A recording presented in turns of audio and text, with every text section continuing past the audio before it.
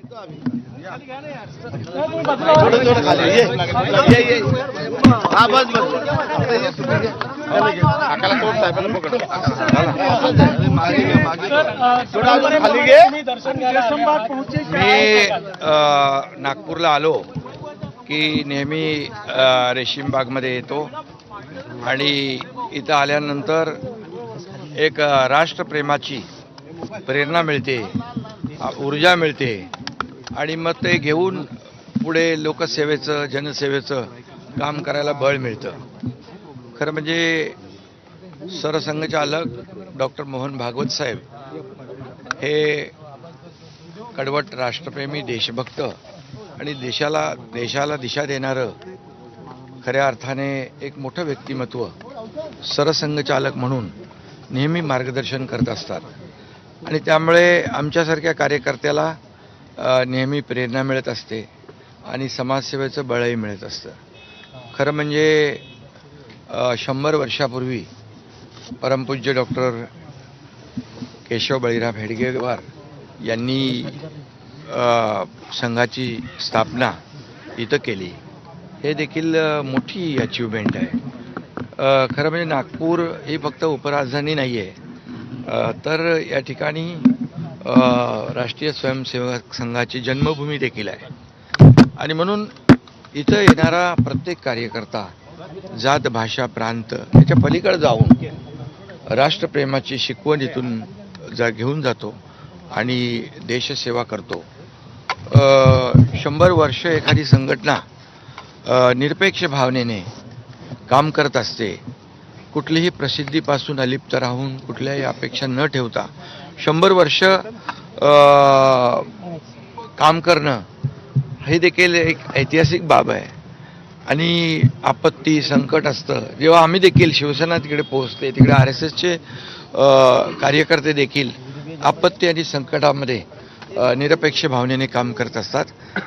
खरं म्हणजे एक लोकाभिमुख आणि राष्ट्रप्रेम आणि देशप्रेम राष्ट्रीय स्वयंसेवक RSSच्या स्वयंसेवक संघामध्ये आणि सगळ्याच लोकांमध्ये या ठिकाणी पाहायला मिळतं. याचा खूप अभिमान आम्हाला आहे आणि इथं आल्यानंतर खरंच एक सगळ्यांनाच वेगळा अनुभव या ठिकाणी वेगळी अनुभूती येते आणि मी मगाशी म्हटल्याप्रमाणे राष्ट्रप्रेम आणि देशभक्ती इथून त्याला बळ मिळतं, प्रेरणा मिळते आणि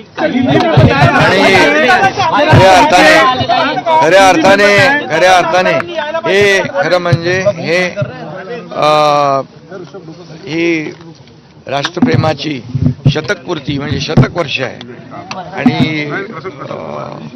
हे देखील संपूर्ण देशभर जगभरामध्ये RSSच्या शाखा आहेत आणि हे देखील एक मोठं अचिव्हमेंट आहे. आणि तसं बघायला गेलं तर शिवसेना आणि संघ अशी विचारसरणी जी आहे ही आमची मिळती जुळती एकच आहे. कारण सुरुवातीच्या काळात आमच्यातले अनेक लोक संघाच्या शाखेतून शिवसेनेच्या शाखेत गेलेले आहेत.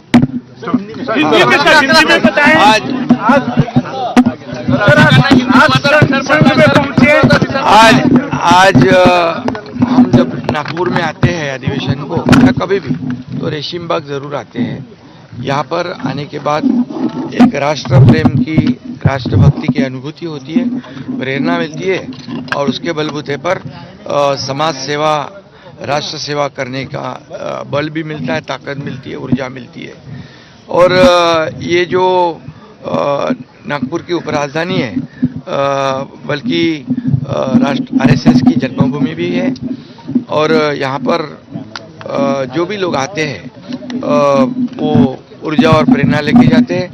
यहाँ पर पूरे 100 साल पहले परम पूज्य डॉक्टर हेडगेवार जी ने ये RSS की स्थापना की है. 100 साल ये शताब्दी वर्ष है, ये बहुत बड़ी बात है. और यहाँ आने वाला हर एक इंसान देश प्रेम राष्ट्र प्रेम को जागरूक कर जाता है और भाषा प्रांत विचारे को परे जाकर देशभक्ति करता है. और आदरणीय प्रधानमंत्री नरेंद्र मोदी जी आज देश को आगे बढ़ा रहे हैं, देश की प्रगति हो रही है, देश को दुनिया में आर्थिक महासत्ता के रूप में लेके जा रहे हैं. वो भी इसी आरएसएस के शाखा से जुड़कर आगे बढ़े हैं। इसका भी बहुत ही प्रेरणादायी ये भी हमारे लिए है और निश्चित रूप से यहाँ आने के बाद एक अलग अनुभूति मिलती है। जैसे प्रधानमंत्री आत्मनिर्भर भारत, वैसे आरएसएस का भी वही है कि आत्मनिर्भर भारत बन जाए, भारत देश में एक बड़ी शक्ति बन जाए। इसलिए आरएसएस भी काम करती है। हर आपदा और संकट में आरएसएस के सभी स्वयंसेवक आगे रहते हैं। मोहन भागवत जी ने कहा है, शादी और मोहन भागवत जी का लंडमान में थे। उन्होंने कहा कि वस्त्रों में तो कटुक। एक ऐसे नेतृत्व है जो पूरी तरह देशभक्ति, राष्ट्र प्रेम से पूरे भरे हुए हैं और देश को दिशा